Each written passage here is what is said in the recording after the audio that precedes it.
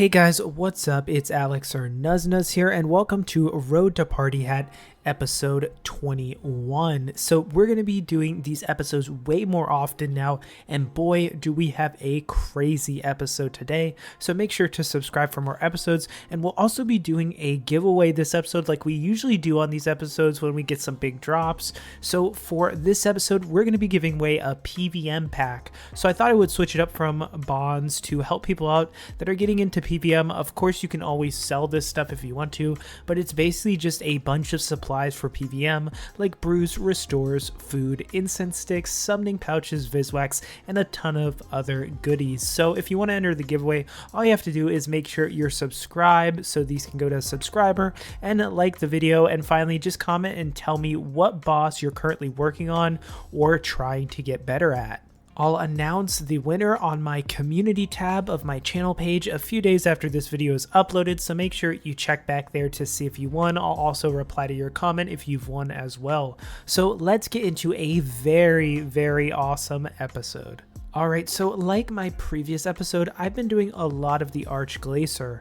We got the 500% Iceborne title last episode, and this episode I wanted to see how far I could push my enrage and just generally challenge myself. I really love bosses that have the streak or enrage mechanic, like I guess only Telos, but there was a tweet recently from Mod Ramen that basically asked if theoretically we added enrage or streak mechanics to more bosses, which bosses would you want? And I replied all of them.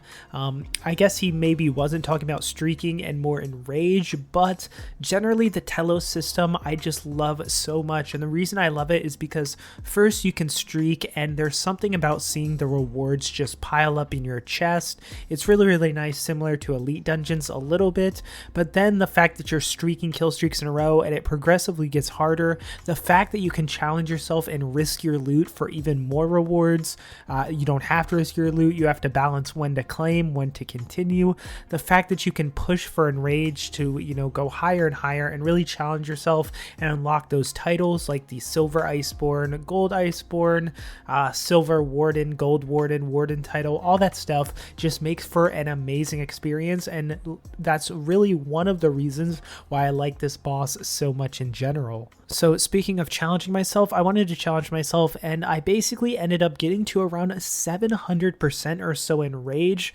but my loot was pretty bad when I was pushing in rage at the Glacier, as streaking seems to influence your loot a lot more than enrage does. So what I decided to do was just start at 0% in rage and just streak as long as I could. Well, I actually really ended up surprising myself with this streak, and as we kept streaking and I was sure I was gonna die, I got to 800% in rage, which was past my personal best, but then I got up to 900% in rage, and then finally we got really close to 1k in rage, and I finally went in for the 1000% kill, and I'm not gonna lie, I was pretty nervous, but we did end up getting the kill and streaking all the way from 0% to 1000% in rage on an 87 kill streak. Now sadly, looking at the chest, you can see we did not get any rare drops, but we did get around 260 mil, which is not too bad, although a lot of these items will sell for less, but nonetheless I was super proud of this streak. After this, I decided that I would change up my strategy a bit for streaking the Glacier. So this is because once you get to like 700% in rage, the fights become a good amount longer as the HP increases and you're dealt more damage. And I was spending way more on supplies, and that was mostly because I was at so high in rage I would use a bunch of Hydrix bolts because they really helped a ton for those higher in rage kills, which ended up costing me a lot of money. So because of this, and the fact that I didn't seem like the enrage had much effect on like the unique drops, I decided to start streaking from 0 to 650%. This was because I was confident I could pretty easily do this without dying, and I'd be able to get some decent normal loot while conserving supplies and time.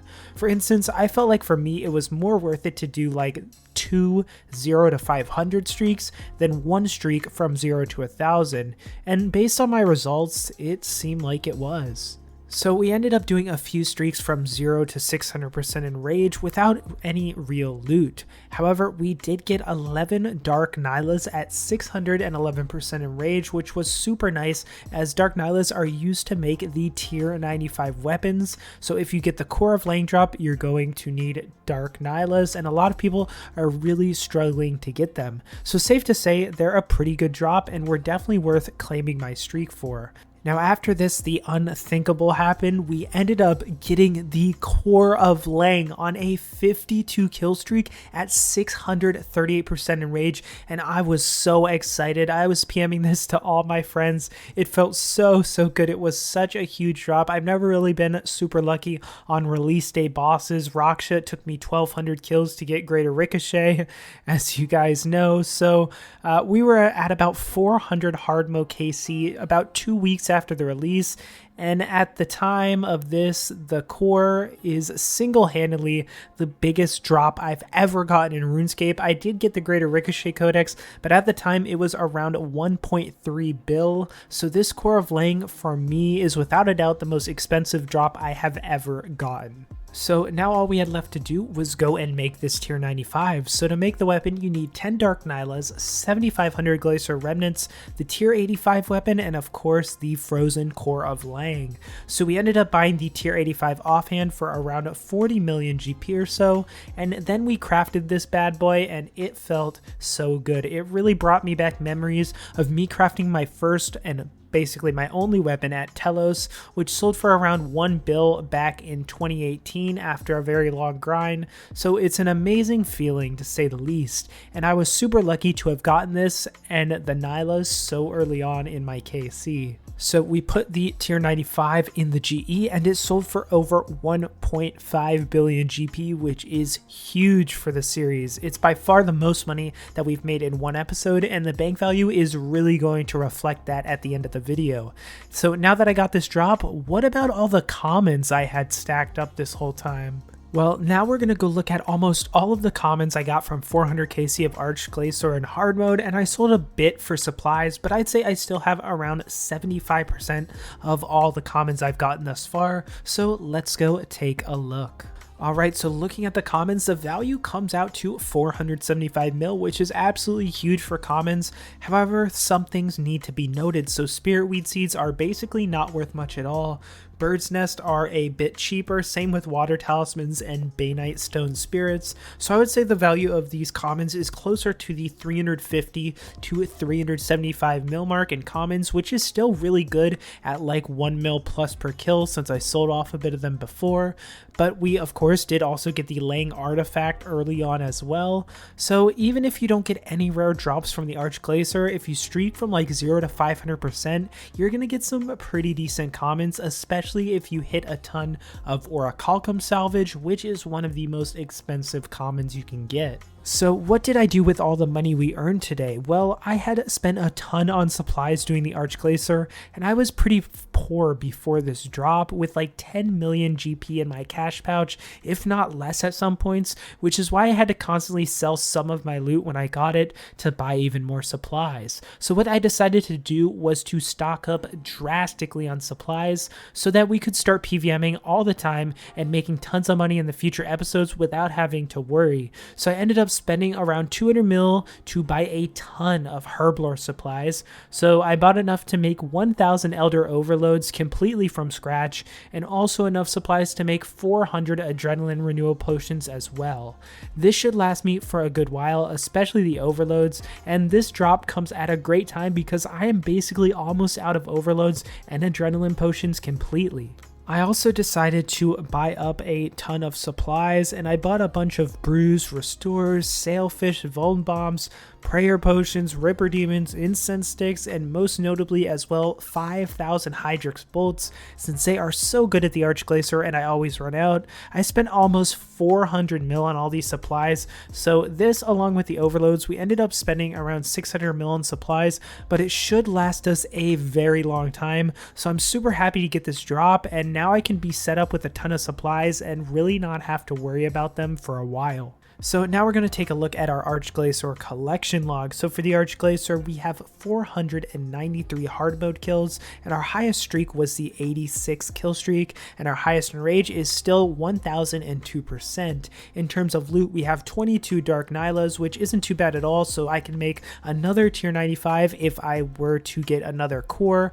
We have 1 core of Laying and 1 Laying artifact, which I also got early on, and then it also shows that tier 95 that we made. So basically, for me to complete the log, I'll need 28 more Dark Nylas and 1 more core of Laying, and then I still have not received a Scripture of When, so I'll need that, and then I also haven't gotten the pet yet, so I'll need to get that too. But this boss has been so enjoyable so far, and I'm really looking forward to completing this log soon. So we basically made over max cash in this video in terms of loot, so let us go and check out how much our bank has changed. So if we look at our wealth evaluator, it's over 6 billion GP for the first time ever in this series, which is just super great. We added over 2 bill in value to our bank in just 1 episode, which is by far the most progress we've had yet. So if we look at the bank, the supplies are doing pretty well, as I showed before. We also have our loot tab for the Arch Glacier, which is looking super nice as well, and I plan to keep this tab until I complete the log and then have a big sell-off. Then for our gear in our bank, it's generally the same, but our money pouch is much bigger at almost 700 mil, and don't forget about our loot tab either, so we have tons of progress made, and next episode, if we make even more, I plan on buying some huge items. But all in all, we've had a super eventful episode, and it's one of my favorites yet. So make sure to like the video if you guys are enjoying these more frequent episodes that I'm putting out. I think that's 2 episodes in 1 week, and I'm really enjoying making this series so much right now. So again, if you want to enter our PVM pack giveaway of a bunch of supplies, just subscribe to the channel and like the video, and then comment telling me what boss you're currently working on or trying to learn. So that's gonna do it for today's episode of Road to Partyhat. You can watch all the previous episodes on my channel's Road to Partyhat playlist. And yeah, guys, I am just super thrilled with how the series has been going, and I hope you guys enjoy watching it as much as I enjoy making it. Again, I appreciate each and every one of you watching my videos. It means so much to me, and I will see all of you in the next video.